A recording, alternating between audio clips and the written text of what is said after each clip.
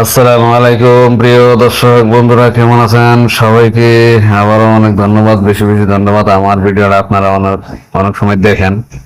আমি আবারও আমার সোনাহারকে, কালা ময়নাকে নিয়ে আসছি। অনেকদিন ধরে এদেরকে দেখানো হয় না। এদের হাল অবস্থা এখন খুবই করুণ অবস্থা। এখন শীতকালীন সময়, ধান কাটার মানে একটা বিধি কিস্তি বেজে গেছে দেখে এদের পরিচর্যা এভাবে নেওয়া আর হইতেছে না।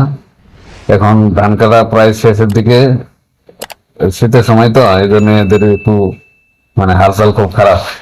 ঘাস খুবই কম, ঘাসের সংকট। এখন এই যে ধান কাটা শেষ হয়ে আসলে একটু ঘাসও পাওয়া যাবে, আর এদের পরিচর্যাটাও ভালোভাবে নিতে পারবো।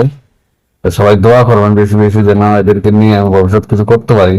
এদেরকে আমি ধরে রাখছি, এদেরকে আমি ছাড়বো না সহজে। এদের থেকে আমি ফিডব্যাক অবশ্যই ইনশাল্লাহ পাবো, আশা করি। আপনারা দোয়া করেন বেশি বেশি।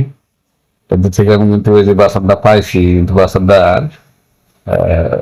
একটু শীতকালীন অবস্থা তো, শীতের কারণে একটু হালচাল একটু খারাপ দেখা যাচ্ছে। আসলে যতটা খারাপ দেখা যাচ্ছে ততটা খারাপ নয়, ভালোই আছে মোটামুটি, আলহামদুলিল্লাহ। তবে গরমের আমেজ চলে আসলেই তখন ও সিলসিলে হয়ে যাবে। অলরেডি ওকেই দেওয়া হয়েছে, কৃমিনাশক দেওয়া হয়েছে, মাকেও কৃমিনাশক দেওয়া হয়েছে।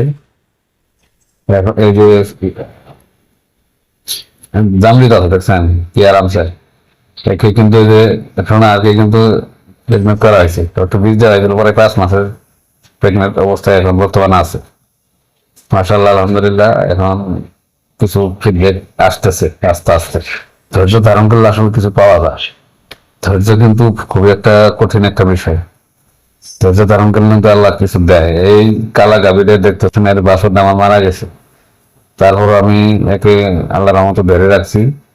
আল্লাহ তাআলার অশেষ রহমতে এখন আবারও গাভী বাচ্চা প্রসব করছে, বাচ্চা এখন মোটামুটি বাড়তেছে, আবার প্রেগনেন্ট হবে। এখন ওর সিমেন্ট দেওয়ার সময় এসে গেছে, ওকে কৃমিনাশক করা হয়েছে। এখন বর্তমানে এখনো হিটে আসে নাই, হিটে আসবে আর কি, এরকম তাল চলতেছে। বাসুরদা মাশাআল্লাহ মায়া মমতা হয়ে গেছে। বাসুরদাকে পরিচর্যা করার মানুষ নাই, এটা হলো বড় একটা বিষয়। ভালোভাবে পরিচর্যা করলে ধর ওকে বেশি সিলসিলে দেখা যাইতো, ভালো দেখা যাইতো, কিন্তু পরিচর্যা করার মানুষ নাই বিদায়। আবার শ্বশুর শাশুড়ি দুইজনের মানুষ, আর কোনো মানুষ নাই, সবাই যার যার কর্মস্থল নিয়ে ব্যস্ত।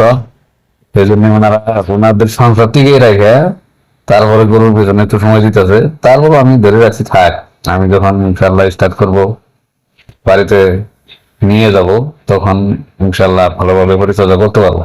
তো সবাই ভালো থাকবেন, দোয়া করবেন। আল্লাহ হাফেজ।